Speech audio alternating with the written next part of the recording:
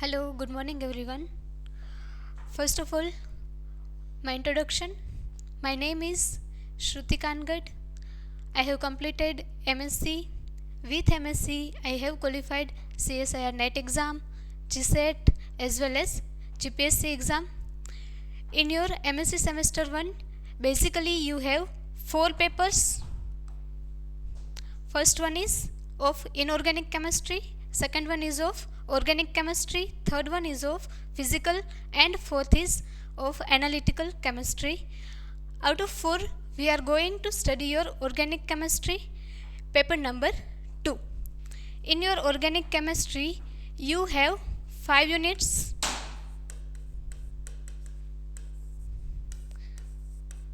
Unit 1, Unit 2, Unit 3, Unit 4 and 5. First unit is of organic intermediates.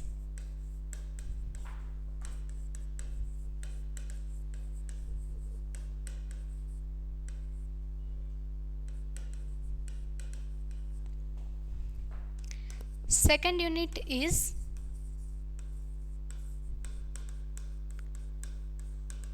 aromaticity. Third is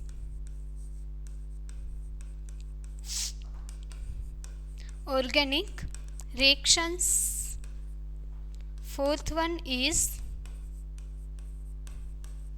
rearrangements.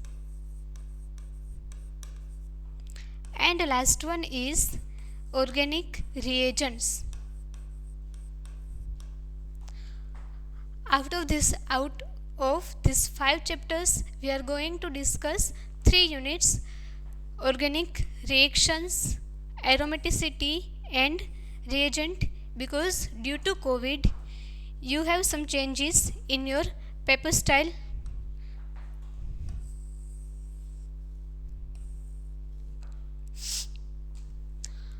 About your paper style,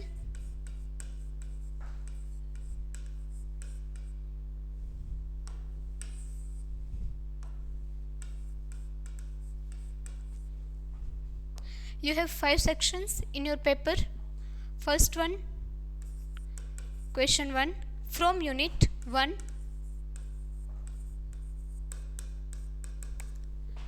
Likewise, question 2 from unit 2, question 3 from unit 3, question 4 from unit 4 and question 5 from unit 5. In a single question, you have 2 sections, A and B. In section A, you have given one question which will be of 4 marks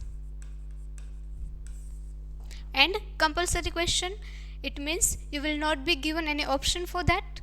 In section B, you will be given 3 questions. You have to attempt only 2 questions,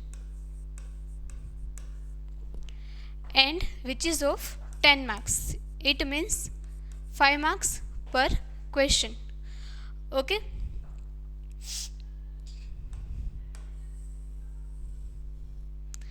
We will start today your unit 3, organic reactions.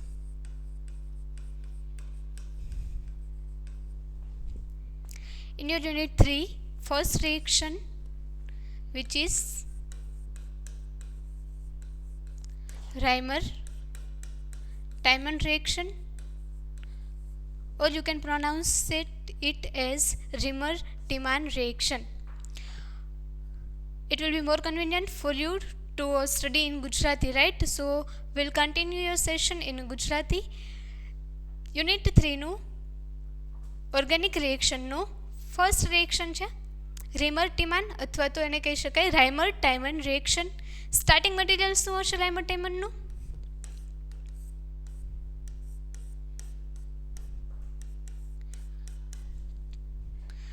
Phenol और any aromatic compound reagent तरीके use करिए छे CHCl3 and KOH means chloroform and any base second reagent for protonation H3O plus. Product મળશે, તમારી જે product મળે છે એ આવું કંઈક છે. આવું કંઈક મતલબ શું થયું? એનું કોમન નામ છે સેલિસાલ્ડીહાઇડ.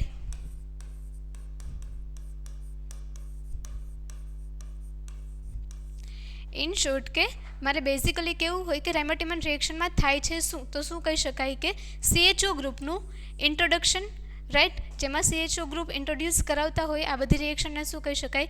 ફોર્માઇલેશન રિએક્શન. ઇટ મીન્સ જો મારે લખવું હોય કે વોટ ઇઝ રેમોટિમન રિએક્શન, તો I can say that it is a formylation reaction, and simple example of Ramotiman reaction is conversion of phenol into salicylaldehyde, right? It is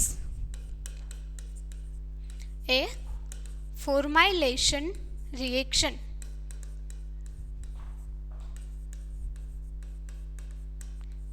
simple example કોઈ લેવું હોય તો શું લઈ શકાય? Conversion of phenol into salicylaldehyde. જોઈએ mechanism.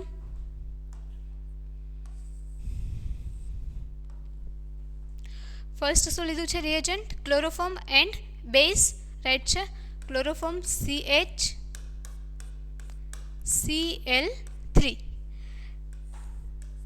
Base તરીકે KOH. બેઝનું ફંક્શન શું હોય? કાં તો ન્યુક્લિયોફાઇલ તરીકે બિહેવ કરે અથવા તો પ્રોટોનને એબ્સ્ટ્રેક્ટ કરે. અહીંયા પ્રોટોન છે ઇઝીલી મળી શકે એમ છે, બરાબર. તો બેઝ શું કરશે? પ્રોટોન એબ્સ્ટ્રેક્ટ કરી લેશે.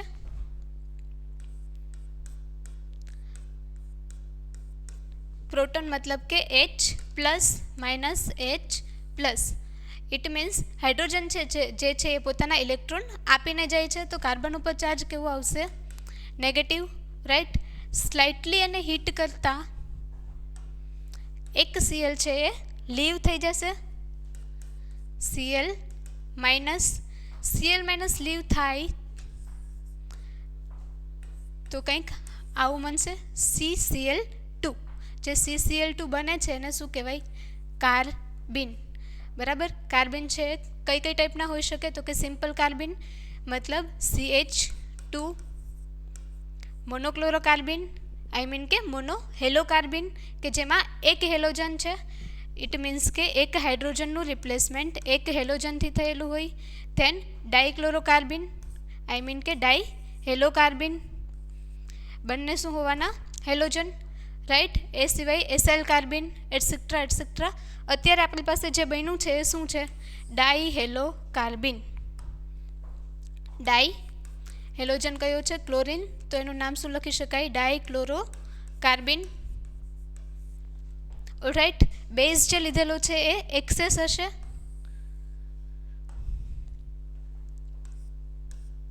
નેક્સ્ટ જે કાર્બિન બન્યું છે એની રિએક્શન ફિનોલ સાથે, પણ રિએક્શન મટીરિયલમાં બેઝ અવેલેબલ છે. બેઝ શું કરશે? ફિનોલમાંથી પ્રોટોનને એબ્સ્ટ્રેક્ટ કરી લેશે. બિકોઝ ફિનોલ છે એ કેવા હોય? સ્લાઇટલી એસિડિક, બરાબર. અને એસિડિક મતલબ શું થયું? કે એની H+ આપવાની વૃત્તિ હશે. મીન્સ ફર્સ્ટ શું થશે? તો કે બેઝ છે એ H+ ખેંચી લેશે અને શું બનાવી નાખશે? ત્યાં ફિનોક્સાઇડ. ફિનોલ રિંગમાંથી ઓક્સાઇડ મતલબ કે ફિનાઇલ ઉપર O-, જેને શું કહીએ? ફિનોક્સાઇડ.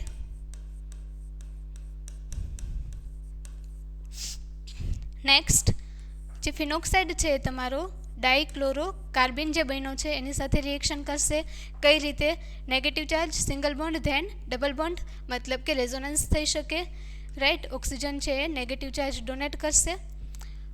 પાઈ ડેન્સિટી અટેક કરે કાર્બિન ઉપર. ઇન શોર્ટ કે અહીંયા જે કાર્બિન છે એનો નેચર કેવો હશે? ઇલેક્ટ્રોફિલિક, બિકોઝ એના ઉપર અટેક થાય છે, બરાબર. કાર્બિન છે એ નેચર કેવો છે? ઇલેક્ટ્રોફિલિક.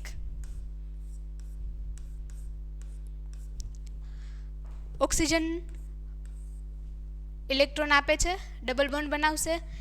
પાઈ બોન્ડ હતો એ બ્રેક થશે. પાઈ ડેન્સિટીનો અટેક કાર્બિન ઉપર. 2 ક્લોરિન અટેચ થઈ જશે. કાર્બનની વેલેન્સી કેટલી થઈ? 3. એક વેલેન્સી ઘટે છે મતલબ કે ચાર્જ કેવો આવશે? નેગેટિવ. આવું કરવા જતાં રિંગની એરોમેટિસિટી શું થઈ ગઈ? ડિસ્ટર્બ. ને તમારી જે એરોમેટિક રિંગ હતી એ હવે એરોમેટિક રહી નથી. તો શું કરી શકાય, અહીંયા પ્રોટોન હશે બરાબર. પ્રોટોન છે એ શું કરી શકે, રિંગમાં એરોમેટિસિટી રી એન્ટર કરી શકે, જેને શું કહી શકાય, રી એરોમેટાઇઝેશન.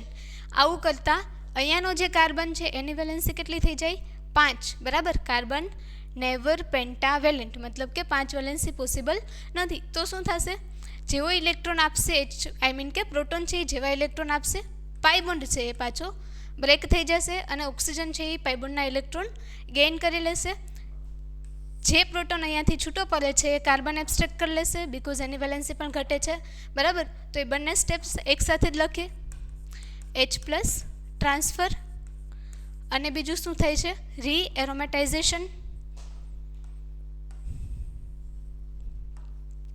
શું બનશે,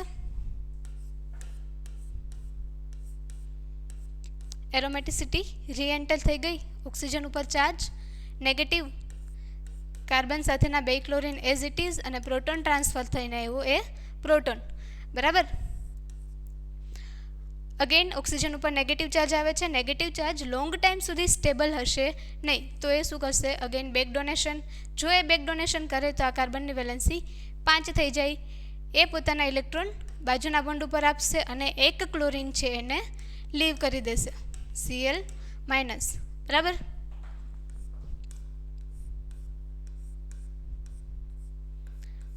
અગેન ડબલ બોન્ડ, એક ડબલ બોન્ડ અહીંયા પણ આવી જશે.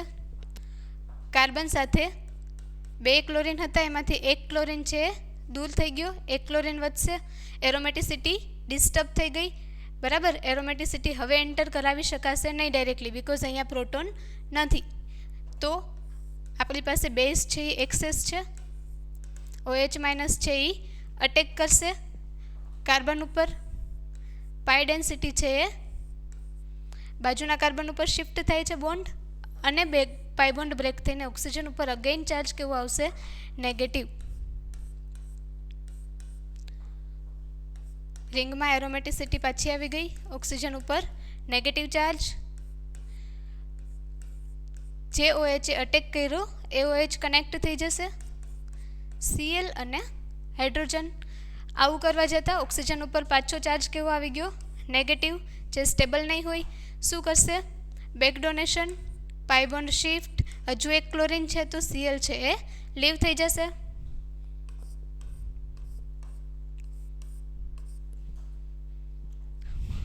Again pi bond break, oxygen carbonyl double bond. શું થશે, સિંગલ બોન્ડ હતો, ઇલેક્ટ્રોન આવતા ડબલ બોન્ડ ફોર્મ થઈ જશે, OH હાઇડ્રોજન. ક્લિયર. બેઝ છે એ એરોમેટિસિટી એન્ટર કરાવવા માટે કાર્બન ઉપર અગેન અટેક કરી શકે, બોન્ડ શિફ્ટ, ઓક્સિજન ઉપર ચાર્જ નેગેટિવ.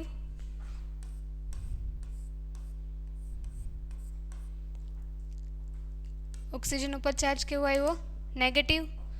ડબલ બોન્ડ મતલબ કે રિંગ પાછી કેવી થઈ ગઈ, એરોમેટિક. કાર્બન એક OH હતો, હાઇડ્રોજન હતો, જે OH એ અટેક કર્યો એ અટેચ થઈ જાય બરાબર. એક કાર્બન ઉપર 2 OH છે એ સ્ટેબલ હોય નહીં, તો શું થાય, તો કે H2O છે એ ઇઝીલી લીવ થઈ શકે બરાબર. એક કાર્બન ઉપર 2 OH ગ્રુપ છે એ સ્ટેબલ હોય નહીં, H2O લીવ થઈ જાય, -H2O. શું બનશે, phenoxide as it is, double bond oxygen અને હાઇડ્રોજન.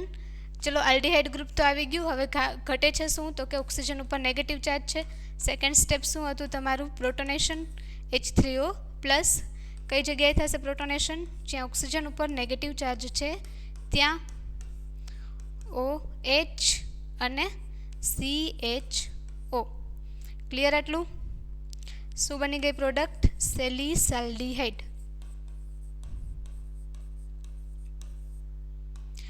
અગેન રિવાઇઝ કરી લઈએ. રેમર-ટીમેન રિએક્શન છે શેના માટે, formylation reaction, right. It is a formylation reaction. કઈ રીતે કરાવશું ફોર્માઇલેશન, તો કે ક્લોરોફોર્મ લીધેલું છે અથવા તો કોઈ પણ હેલોફોર્મનો યુઝ કરી બેઝ સાથે, બરાબર. હેલોફોર્મ અને બેઝ સાથેની રિએક્શનથી શું બનશે તો કે કાર્બિન મળશે. જો ક્લોરીન લીધેલું છે તો અહીંયા ડાયક્લોરોકાર્બિન.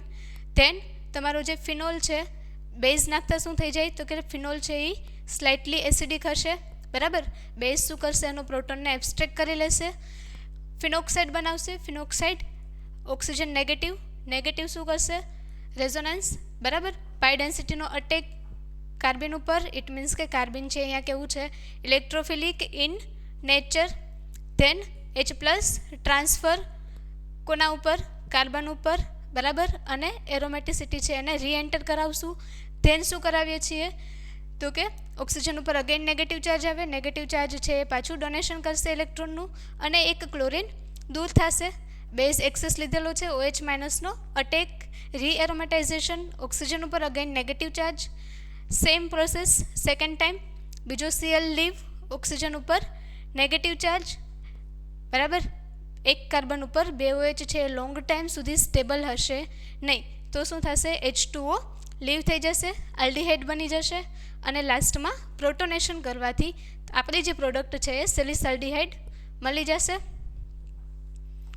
એપ્લિકેશન્સ જોઈએ. સપોઝ ક્યારેક એવું બને કે ઓર્થો પોઝિશન બ્લોક છે. અત્યારે તો જે CHO ગ્રુપ આવે છે એ કઈ જગ્યાએ આવે છે, ઓર્થોમાં. ને ક્યારેક એવું બને કે ઓર્થો પોઝિશન બ્લોક છે તો શું થશે,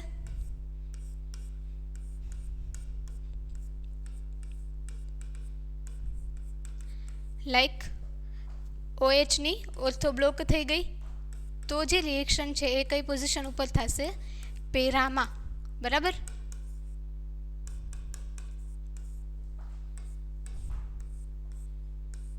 જો ઓર્થો પોઝિશન બ્લોક હશે તો રિએક્શન મતલબ કે ફોર્માઇલેશન કઈ પોઝિશન ઉપર થશે, પેરા પોઝિશન ઉપર. ક્લિયર? Thank you.